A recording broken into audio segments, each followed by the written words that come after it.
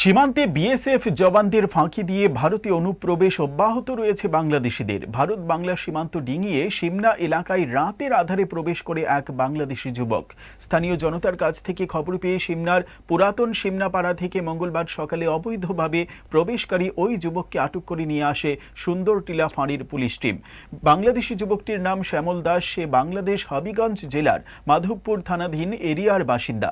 কাজের সন্ধানে ভারতে আসা তার গভীর রাতে বাংলাদেশের কোনো এক দালাল চক্রের সহায়তায় কাঁটা তারের বেড়ার নিচে থাকা সুড়ঙ্গ দিয়ে ভারতে প্রবেশ করেছে বলে জানালেন ধৃত ওই যুবক। অবৈধভাবে ভারতে প্রবেশ করার অপরাধে তার বিরুদ্ধে আইন অনুযায়ী ব্যবস্থা গ্রহণ করে মঙ্গলবারই তাকে কোর্টে প্রেরণ করে দেওয়া হবে বলে জানান সুন্দরটিলা ফাঁড়ির ভারপ্রাপ্ত পুলিশ আধিকারিক ধ্রুবজয় রিয়াং।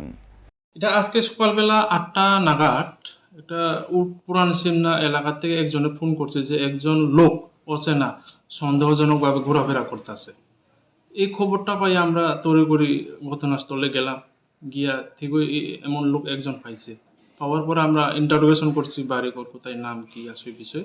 এরপরে তাই নিজেই স্বীকার করছি যে তাই একজন বাংলাদেশি কালকে রাত্রে বাংলাদেশের লোকের সাহায্যে এই দেশে প্রবেশ করছে। স্বর্ণকমল জুয়েলার্সের উইন্টার ফেস্টিভ্যাল 20 থেকে 31 ডিসেম্বর হতে চলেছে বিগেস্ট সলিটার ডায়মন্ড শো, যেখানে থাকবে নর্থ ইস্টের biggest single stone and multi stone large diamond showcase. পাবেন সোনার গয়নার মজুরিতে 20% অফ আর হীরের গয়নার মজুরিতে 100% অফ। তাছাড়াও প্রত্যেকটি কেনাকাটায় শর্ট গিফটস। অফারের দিনগুলোতে প্রতিদিন শোরুম খোলা থাকবে। আজই আসুন আমাদের আগরতলার showroom Hariganga Basak road near Kaman Chowmuhani এবং Udaipur showroom central road opposite Chowk বাজার।